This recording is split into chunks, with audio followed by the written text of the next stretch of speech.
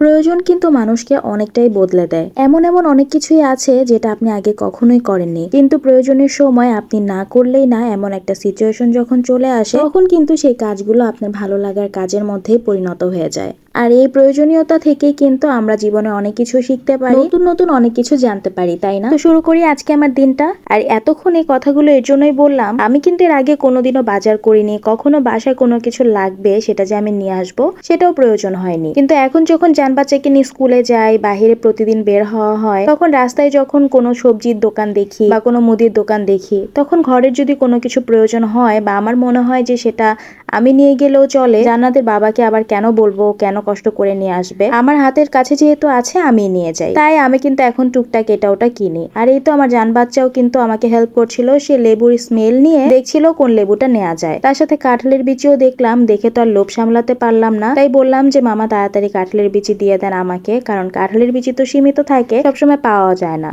আর এই তো দেখুন আমার মেয়ের কাণ্ড, দোকানে এসে আইসক্রিমের ফ্রিজ খুলে মনে হচ্ছিল একদম ফ্রিজের ভিতরেই ঢুকে যাচ্ছে। একদম হজবরল অবস্থা হয়ে গেছে, ও সবসময়ের মতো কনফিউজড কোনটা রেখে কোনটা নিবে। আসলে এত ভ্যারাইটিস থাকলে আমিও নিজেকে আটকাতে পারি না, আর ও তো ছোট বাচ্চা, আর যেহেতু দেখেছে আইসক্রিম, আর তো কোনো কথাই নেই, এটা রেখে ওটা, ওটা রেখে ওটা, এত ভ্যারাইটিস আইসক্রিম থেকে ও আসলে ডিসিশনও নিতে পারছিল না যে ও কোনটা নিবে।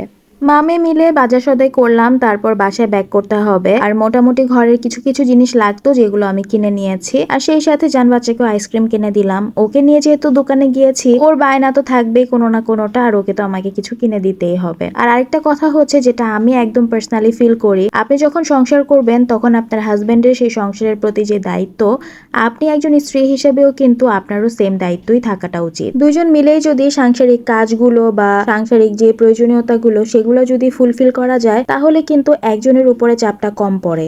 এতে করে কিন্তু একদিকে সুবিধা হবে, সেটা হচ্ছে যে আপনিও কিন্তু অনেকটাই আপডেট হতে পারবেন। আমরা অনেক মেয়েরাই আছি যারা আমরা ঘরেই থাকি, আমরা আশেপাশের বা বাহিরের জগৎটা সম্পর্কে জানি না, কিন্তু আমার মনে হয় যে এই জিনিসটা একদম বোকামি। আমাদের সবার ইন্ডিপেন্ডেন্ট হওয়াটা অনেক বেশি জরুরি। এতে করে কিন্তু নিজেকে আপডেট করা যায়, অনেক কিছু সম্পর্কে জানা যায়। বিশেষ করে যখন আপনি বাজার করতে যাবেন, আপনি বাজার মূল্যটা সম্পর্কে আপনার একটা ধারণা হয়ে যাবে, আর এটা হওয়াটা কিন্তু অনেক বেশি ইম্পর্টেন্ট। আমরা যারা গৃহিণীরা আছি, আমরা কি করি, হাজবেন্ডকে বলি এটা নিয়ে আসো সেটা নিয়ে আসো, কিন্তু এটার যে দরদাম কিরকম বা বাজারে যে কতটুকু চড়া দামে এখন জিনিসপত্র বেচে কেনা হচ্ছে সেটা সম্পর্কে কিন্তু আমাদের কোনো আইডিয়াই নেই। আজকে আমি যখন টুকটাক এটা ওটা কিনি, তখন কিন্তু আমি এই ব্যাপারগুলো আইডিয়া করতে পারি বা মোটামুটি জানি যে এই জিনিসটার দাম এরকম বা এতটুকু বেড়েছে, আর এই জিনিসটা আমাকে এরকম ভাবে খরচ করতে হবে যাতে করে আমার হাজবেন্ডের উপরে প্রেশারটা কম পড়ে।